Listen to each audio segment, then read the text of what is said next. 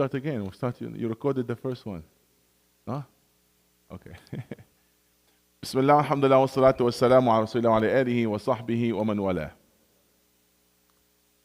Inshallah, in a few minutes, we'll take a fa'idah from fiqh. And we covered last time the wudu, and the same ayah of the wudu, Allah subhanahu wa ta'ala talking about tayammum. Yes? That's tayammum. When in the case that you couldn't find water, then you move to tayammum. Allah subhanahu wa ta'ala said, وإن كنتم جنبا فاطهروا وإن كنتم مرضى وعلى سفر أو جاء أحد منكم من الغائط ولم تجدوا أو لمستم النساء ولم تجدوا ماء فتيمموا صعيدا طيبا. So, first of all, Islam made different alternatives for different reasons, as of takhfif. And there's many forms of takhfif. And this is one of the rahmah and the blessing of Islam. You don't have to worry. There's always solution, and there's always a way that fits with your situation. So you cannot do this, there are other alternatives. لا يكلف الله نفسا إلا وسعها. المشقة تجلب التيسير. الأمر إذا ضاق اتسع. So we have many rules that was extracted from Quran and Sunnah that Allah subhanahu wa ta'ala want to make it easier for you. فإن مع العسر يسرا. يريد الله بكم اليسر ولا يريد بكم العسر. So many ayat. وما جعل عليكم في الدين من حرج. But there is something really important, because sometimes people, they use these terms to escape from their obligations. And they said, oh, ya Shaykh, Dinullah Yusr. Of course, Dinullah Yusr, Allah made it easy, but within its rules and boundaries. It doesn't mean it's Yusr, that mean, you firm it in the way that you like and you escape from the obligation and the rules. This is not the point. And sometimes people, they will tell you, binniyah, it's according to the intention. Yeah, we know that intention, it's must, has to be there. It's one of the conditions in order the action to be accepted, that intention has to be correct. However, action has to be correct as well.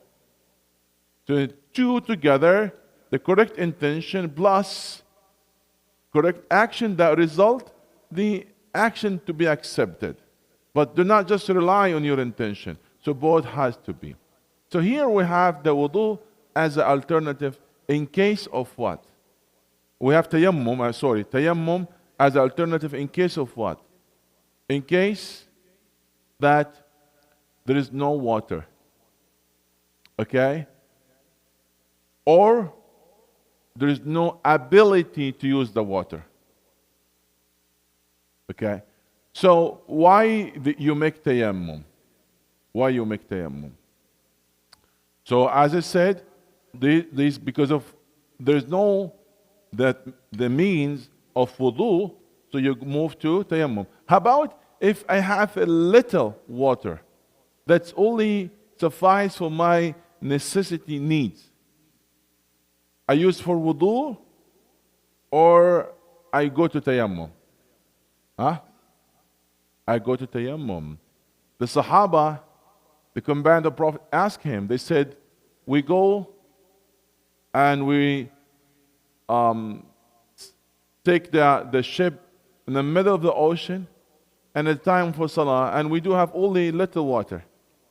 That's what they said. إِنَّ نَرْكَبُ الْبَحْرَ وَلَا نَحْمِلُ مَعَنَا إِلَّا الْقَلِيلَ مِنَ الْمَاءِ إِن تَوَضَّأْنَا مِنْهُ عَطِشْنَا. If you use for wudu, we are striving, and we're going to have hard time. We're going to be thirsty. Is it fine to use the water from the sea? The Prophet said, هو الطهور ماؤه الحل ميتته. He gave them the answer, yes. You can utilize that, you can use that water. You don't have to worry. Keep the other for your necessity needs. So if somebody doesn't have enough water for wudu, or that's really limited for necessity, that's as if he has no water. Okay. But you cannot say, I opened the tap, I couldn't find the water, that means I will go to that alternative. No. No. You're not exempted from that. When I say that the water in your locality, in that area, there is no water. Even there is a water, but not for free. It's a water, but you have to buy. If you have the ability to buy, you should buy that water. Okay? So, how about if somebody, he thought that there is no water, and he prayed, and then he found the water, and the time for Salah is still there. We're not talking about that when the time for Salah is over.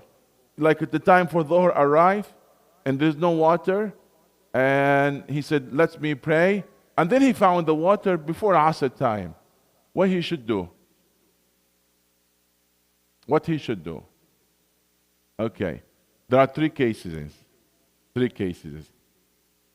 If he's from the beginning desperate of finding the water, then that person, he can pray just at the moment of the Salah time arrive. He doesn't even have to wait. And if he prayed, he does not have to repeat if he found the water later.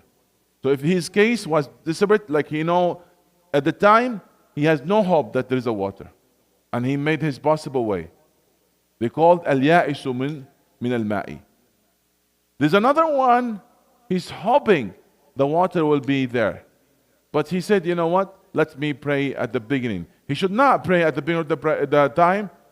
He should wait. But he said, I want to pray.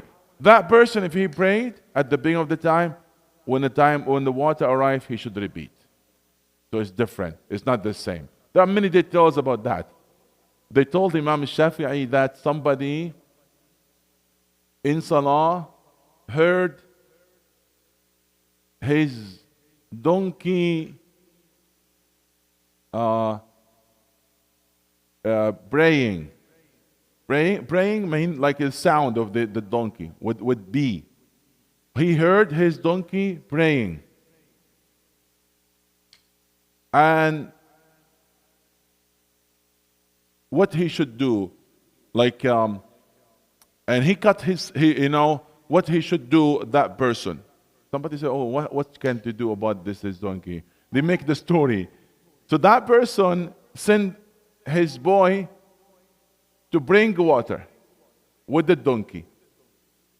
And then he said, you know what, let me pray. While he's praying, he heard the sound of the donkey, which means the boy came with the water. So when the sound of the donkey, then what he should do? He should stop his prayer.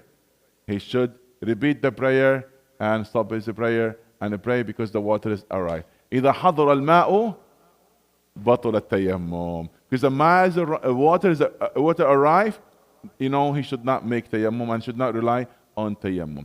That's the one he's hoping the water would come. But he's not hoping the water will come? No, he should not. So, al-faqidul ma, the one he has no water or has no ability to use the water. How he has no ability to use the water? Maybe he's sick.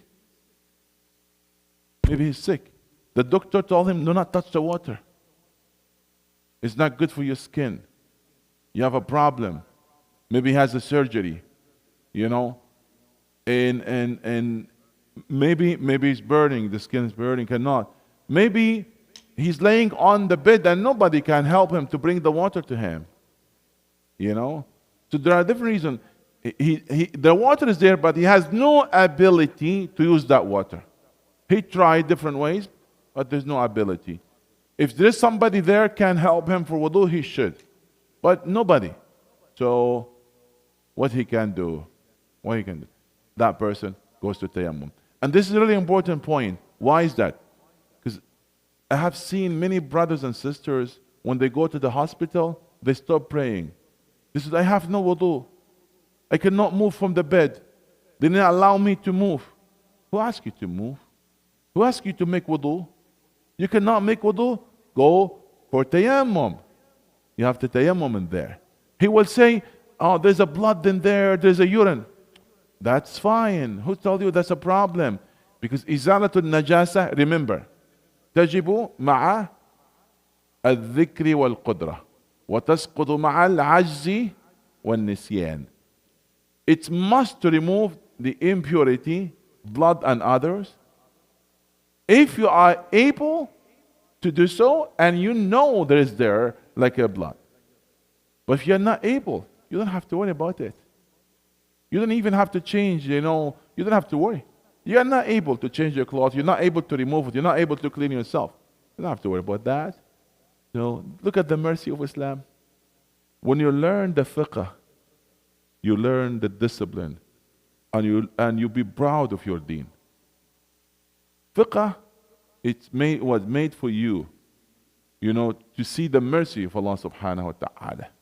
So we'll talk more about tayammum and the reason and the hikmah behind that and how we perform it next time. Bi-idhnihi subhanahu wa ta'ala. Who have the situation that he made tayammum once in life? Who had it before?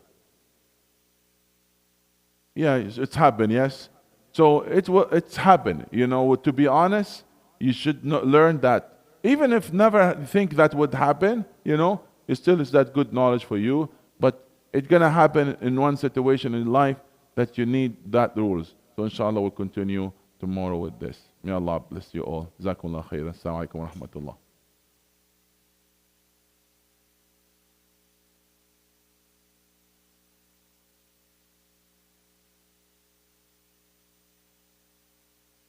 Yes, tiyabul mihna.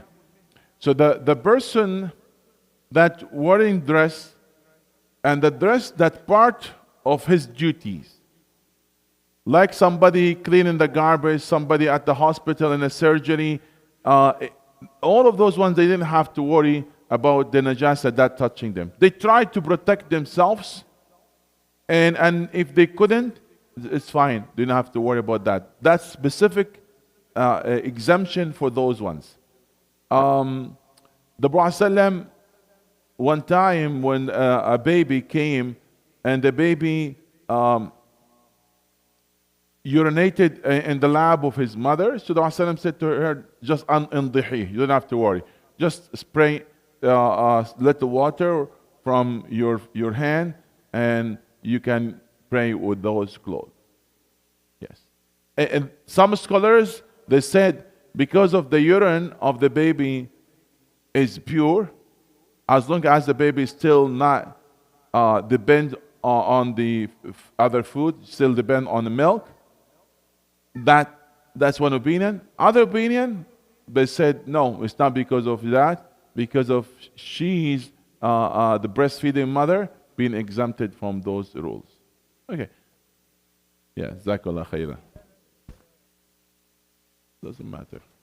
The scholars, yeah, doesn't matter. Yes.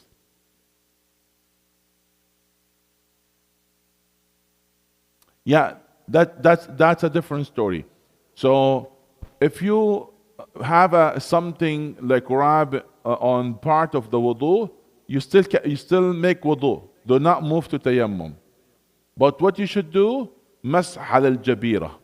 In that case, just you rub over that casket or that bandage or whatever, you rub on it. However, that piece you made masah over, and you rub over it, if it fall before salah or during salah, invalidate the wudu. So that has to be kept until the salah is over. If you remove it, then you have to make wudu again, because that invalidates the wudu. So if you have a bandage or something, you rub over it because you cannot remove it, and you wipe. Do not wash it, just wipe a little bit, over it with the wet fingers. That will be suffice. but do not remove it. If you remove it, you may invalidate the wudu. Yes. Uh-huh.